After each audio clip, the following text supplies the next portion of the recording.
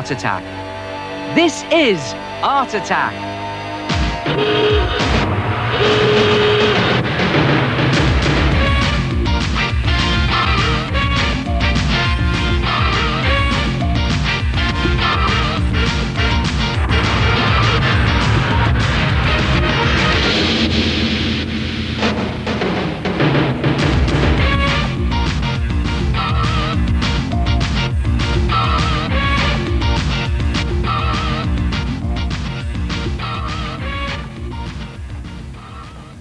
Hello there, welcome to Art Attack. Now don't worry, I'm not practicing a new dance routine.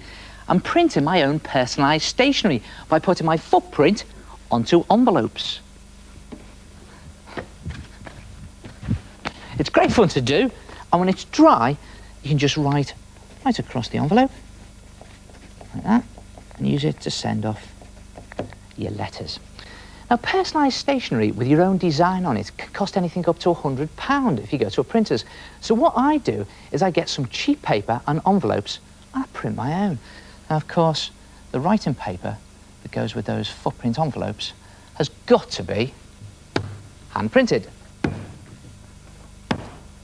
Now, to do this, I'm using ordinary poster paint, or you can use powder paint. And when it's dry, it looks something like this. You can write right across it, and I think it gives it a very professional finish. Another way to print your own stationery is to use cardboard cutouts. Now, I've got a cardboard cutout here of a fish shape. I've got my initial. I've got a house, that's always a good one. I've got a heart and a straightforward square.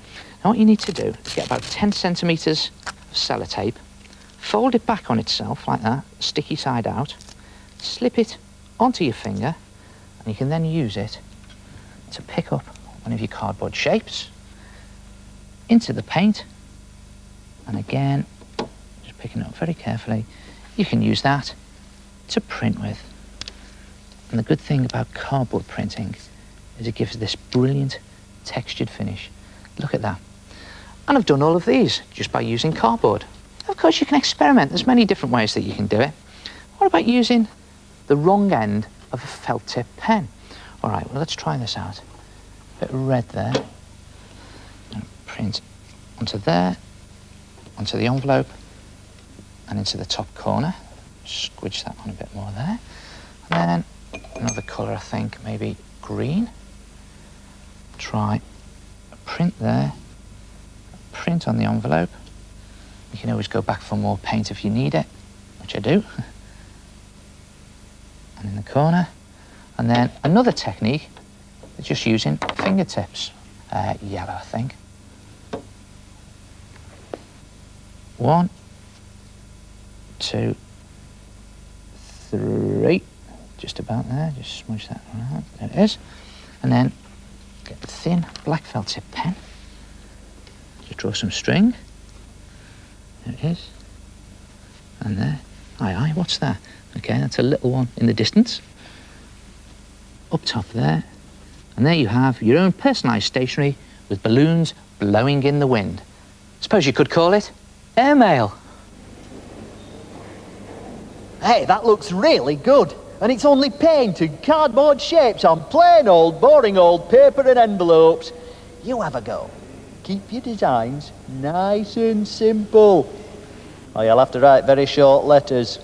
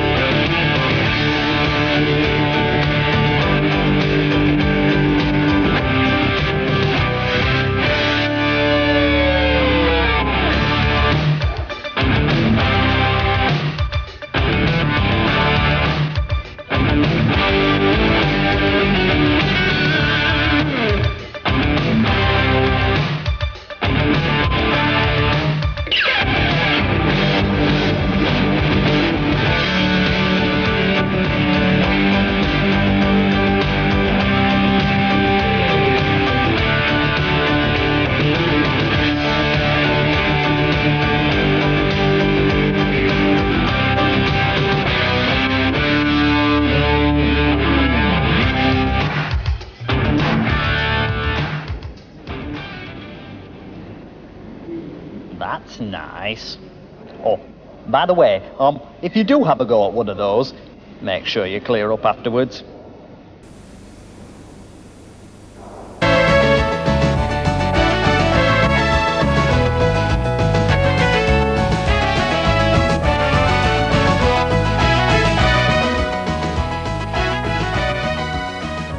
How do you make your cartoons make a noise? Cartoon sound effects. Now, we all know that to make a cartoon character speak, you put his words inside a speech bubble. But when you put words outside of a speech bubble, they become sound effects. Now, there are loads of different types of sound effects you can try. Quiet noises. And there are large, chunky ones for the louder noises. And for the louder noises, you can always put a jagged edge around it. I always think it makes it look even louder. What about for long, drawn-out noises? Well, make it long and drawn out. Bzzz. And for shorter noises, make your word shorter. What about noises that get louder? I'll just simply make the letters bigger and bigger. There it is. So it all depends what type of sound you're looking for, whether it's long or short, quiet or loud, and put some cartoon sound effects into your cartoons.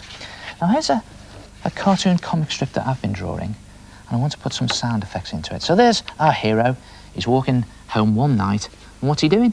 He's got a musical note in there. He's just whistling. It's a good sound effect, that.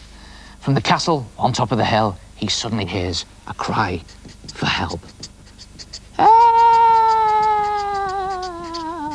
It's a very long cry, long word.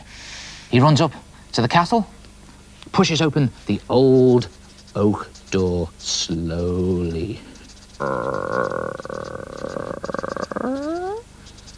Spooky noises like that. So it's good to do the words wobbly. When he got inside the castle, everything was very dark. Suddenly, there was a very loud and chunky crash of thunder. And a bit of lightning. Yes. Everything was still and dark. And from the corner of the room, he heard... Well, I don't know how to spell that, so I'm just going to put...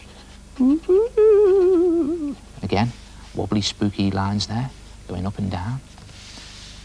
He'd peered into the darkness. He couldn't see anything. Suddenly, there was a puff of smoke.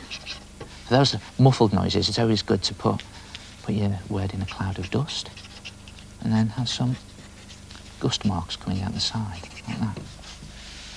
Standing there in front of him, in a weird sort of light, was a ghost, making the most awful noises. Now I'm going to put some dribble marks in here, and that will help the sound effect. Look at that. Not very nice at all. Our hero leapt at the ghost, and they both fell to the floor with rather a loud bang.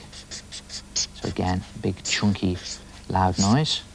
And sometimes the noise is so loud, it fills the frame and goes over the edge. If there are two noises, a bang and crash, and put them both in the frame. When the lights went on, our hero was standing there holding a white sheet, underneath which were two of his mates, laughing their heads off. It had all been a rather sick joke. His mates laughed. Louder, and louder, and even louder. Look at that. And what did our hero think of this? Well, it's totally unrepeatable. Try it yourself. Put some sound effects into your cartoons.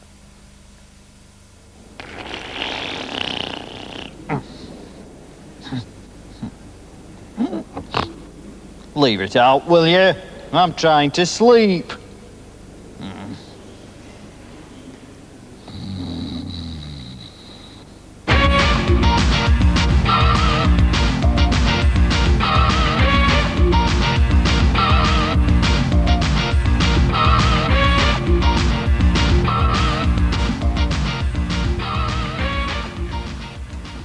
My name is Joseph and I had an heart attack with sand and glue. Hello, my name's Joshua and I had an heart attack with hole punch confetti. Hello, my name is Darren and I had an heart attack with glue and glitter. Great art attack from Sherwood Park School. Draw a picture onto some paper or card and paint it, not with paint, but with glue. Now, I'm using PVA glue here, but you can use any glue that you can lay your sticky hands on. Now, what I'm going to do is I'm just painting the glue right up to the edge of my pencil marks. Now, you don't have to paint the glue on. You can squeeze it straight from the bottle if you've got a steady hand. Let's see how steady my hands are. OK, I'm just keeping to my pencil line. Going all the way around there. Ah, not so bad. Doesn't matter if you're a bit wobbly, because it will tidy up in a minute. There it goes. On the last strip there, doesn't matter, because again, that will tidy up. And while it's still wet, I'm going to use some glitter. Now watch this, just chuck the glitter on. Now this is the bit where you don't have to be neat and tidy. Just chuck it on as long as it covers the glue. There you are, a bit of silver. Now, I think we need a bit of blue for up here. Now I'm using different colours here. I've strategically worked out where they should go beforehand. But again, don't have to be too neat. I do with this bit though, a little bit of flesh glitter. Now where did I get flesh glitter from, I hear you say? Well, I mixed it, I say. It's simply gold glitter, silver glitter and red. Or if you want the skin a bit darker, just put some blue in. All the way down there. Reminds me of an eruption from a glitter volcano. There we go. A little bit more flesh colour in the bottom there. 2 little blobs. And just chuck on some red there. There it is. Completed. Just make sure all the glue is covered with glitter. And then put it to one side. Let it dry. And let the glue soak up all the glitter. And then the good bit. You simply tip it and shake and shake and shake and shake. And there it is, a glitter picture. Try it yourself, get your fingers sticky and give yourself a glue and glitter attack. I'll see you next time. Ta-ra!